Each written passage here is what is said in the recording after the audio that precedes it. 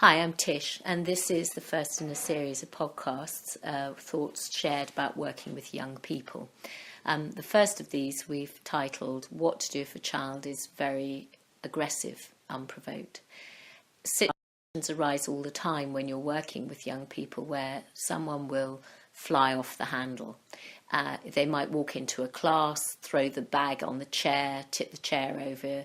It could be that flamboyant, it could be less so, but you're watching sometimes something that's escalating. So one of the first things to do is to find a way of being in relationship to that child rather than the anger.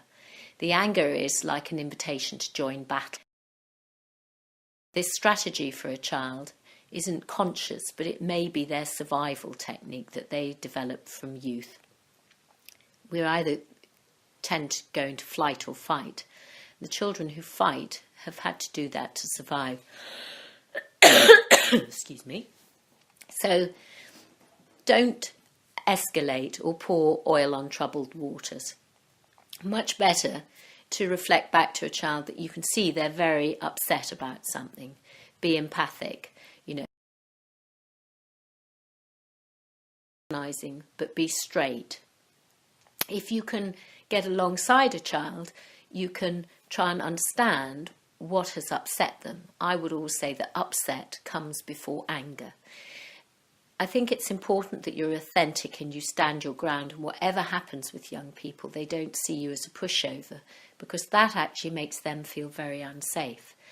But you might need to create space between the event that's happening and yourself. You might need time. I always appeal to the better side of a child. I might throw into the conversation, I'm surprised I can see you're upset now. Yesterday I was really impressed when we were working at or talking about, and something's happened since then that's serious for you. So you're taking it seriously.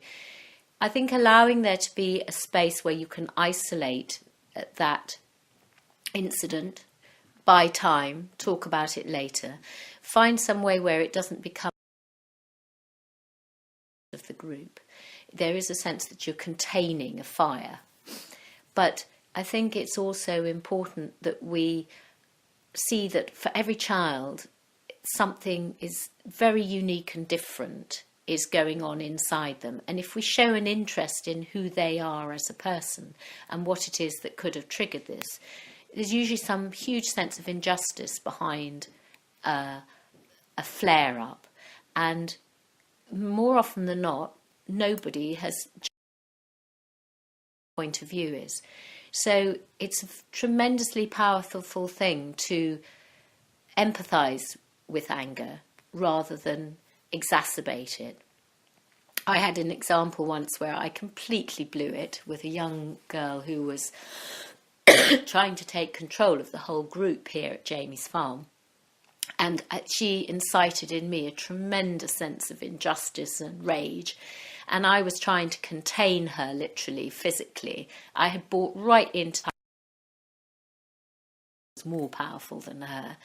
And in that, the whole thing escalated. If I'd been able to keep my calm and been able to just be light in my touch about it, curious about it, but not incensed, I might have got somewhere. The moment that the child gets you to be enraged alongside them, in that moment you've lost it. The battle's likely to go on, or it's likely to be repeated. And in a sense, what we're doing is that they can trust that this person respects me and likes me and is bothered to find out about what upsets me.